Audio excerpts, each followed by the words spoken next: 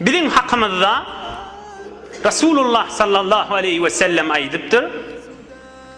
Ey ümmetim, Hudaya diye hakkat mehabbeti lil mutehabbine fiyye ve hakkat mehabbeti lil mutebadiline fiyye ve hakkat mehabbeti lil mutevasiline fiyye. Ravahul İmam Ahmed.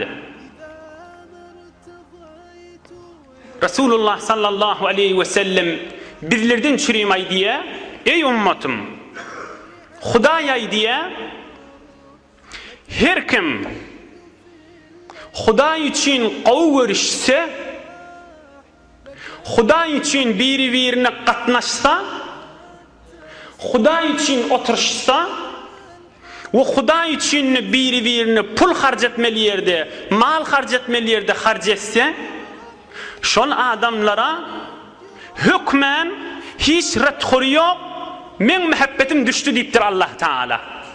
Yani şol adam elbette men dostum deyiptir Huday Teala.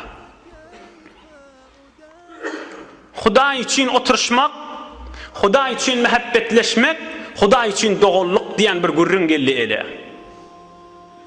İnni qavjette kulağın ger, aya Huday için doğulluk, Huday içinliğin bağımı sen bir dostun. Huday için oturuşmak, Huday için sataşmak, şol meclisse, şu oturuşukta evvel günah bolmalal. Ha, menne katnaşyan, palanıyla va namazhan, edepli, yok, on gurrunu del. Bu gurrun, o yoldaşın da gurrunu del. Bu gurrun, bir Huday için halis oturuşmak, ki mahsus evliya adamlarda veliye. Şunu oturuşyan adam, elbette Allah Teala'nın doğası.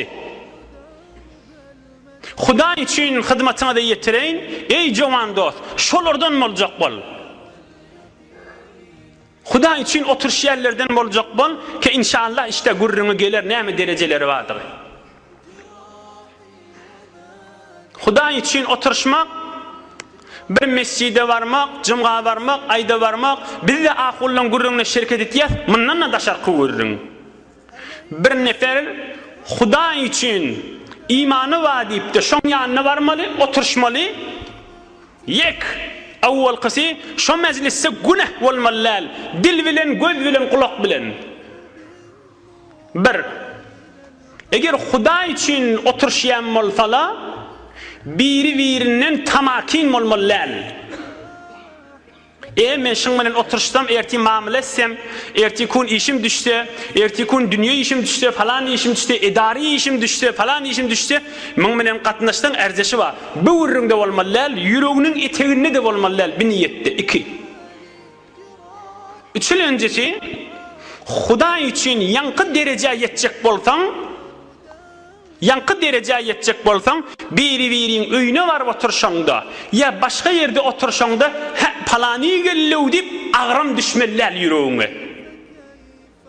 İnni men bana çay özlemeli, su özlemeli, meyve özlemeli, nahar özlemeli, meninin nahilli olur kan deyip, anrik barik vurunup yüreği darğı verse, bir de bolmadı. Mın içine girmeye. Edil öde öye gelen yanak, hiç ağram sallam yok, gelive. Tarafında taması yok. Su da koysa, çörek de koysa, zat koymasa da. Bir de var şertlerinin biri. Yine biri, erkadam menen, bahiyet zenanı bilen olmalı. Yo, men şu palani bilen kepleşemde, oturuşamda imanım art diye, nimet diye deyse, kat'en şeytanın vasvasası. Allah'a. Yalan görürüm, mutlaka yalan görürüm.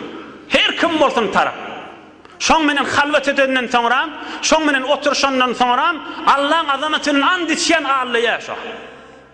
Erkek bilen zinane olandan sonra her kim olsun. Din, iman menen oynayan adam ol. Erkadam menen zinane bilen olmalı.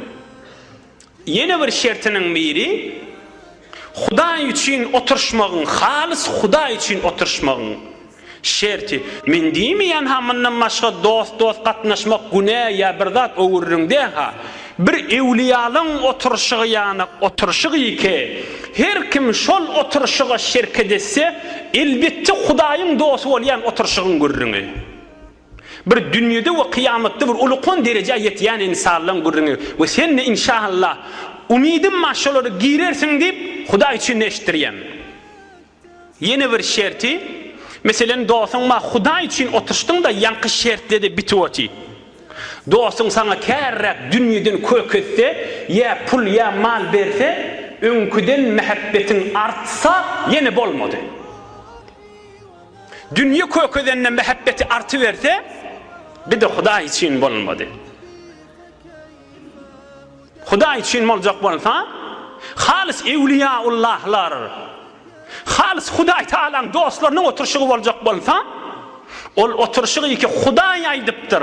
Şol oturşýan adamlar elbetde men dostum şol adamlar diýipdir. Şol oturşykdan boljak bolsa, meselen iki nefer oturşýa, bir neferi kärräk öý berýär, ya pul berýär, ya tükan berýär, ya men öýümde oturaga, tükanymda oturaga diýse, maňa mehabbeti artsa, maňa dünýeden kökedi diýip, bir de Hudaý üçin bolmady. Inhe şu şertlere ayet bolsa mara, Hudaý üçin biri-birine mehabbet edip, Hudaý üçin oturşylyp, günah edilmäni, hele ýerke gatşylmany şyzatlaryna ayet edilip oturşylsa, ey dost, şu oturşyň içinde gülüşüp oturşsaň da ýanky ewliýalaryň gürrüňine girýän. Şol oturşyň içinde hatmen din gürrüň edilmeli, o taý şert däl ha. Ýöne ýanky şertleň bitenden soňra oturşyan gülüşyan,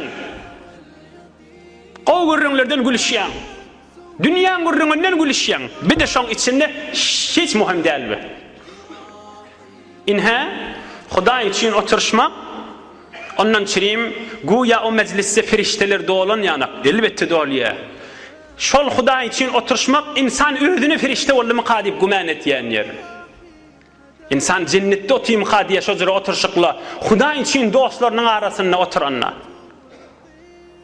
O meclis bereketden dolu bolýar.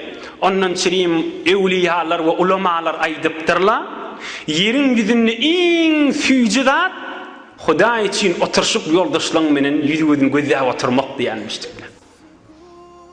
Ýeriň ýüzünde iň süýji zat ahla minel asal, ballan süýji zat Hudaý üçin oturşmak diýenmişdirler.